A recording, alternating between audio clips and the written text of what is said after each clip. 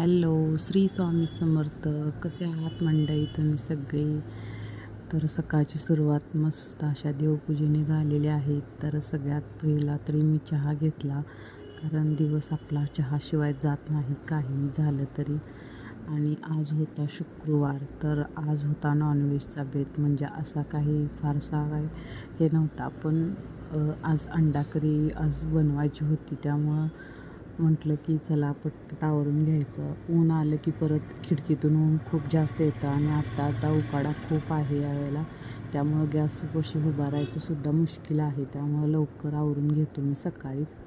तर बघू शकताय तुम्ही, कांदा टमॅटो मस्त असा बारीक चिरून भाजून घेतलेला आहे. त्यानंतर लाल मिर्च पावडर, धना जिरा पावडर आणि घरचा मसाला मी टाकून घेतलेला आहे. आणि मस्त असं ते सगळं भाजून घ्यायचं. आलं लसूण पेस्ट टाका त्यामध्ये, तीसुद्धा मस्त अशी परतवून घ्या आणि त्यात थोडंसं पाणी टाका, म्हणजे कसं ग्रेव्ही छान तयार होते. आणि ते पाणी टाकल्यानंतर मस्त अशी ग्रेव्ही 5 मिनटं त्याला वाफलवून घ्या, म्हणजे मसाला सगळा भाजून होतो. आणि त्यामध्ये बॉईल केलेली अंडी टाकून घ्या. जास्त काही ग्रेव्ही मी घातलेली नाही, कारण उन्हाळ्यामुळं ग्रेव्ही जरा थोडीशी जाचते शरीराला. त्यामुळे मी जास्त ग्रेव्हीचं केलेलं नाही, कांदा टमॅटोच घातलेला आहे.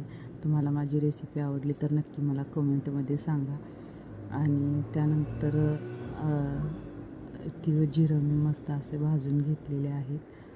आणि त्यानंतर लसूण, कोथिंबीर, आलं असं सगळं आणि थोडंसं वाळलं खोबरं. तुम्ही ह्यामध्ये ओलंसुद्धा टाकू शकता, पण मी ओलं टाकत नाही, कारण उन्हाळा आहे आणि ते जास्त मग दिवसभर राहत नाही, गरम करायला लागतं, मग ते वास वगैरे येतो. म्हणून मी ओलं खोबरं टाकत नाही. मी कोणत्याच पदार्थाला ओलं खोबरं वापरत नाही, जास्त करून वाळलंच वापरते.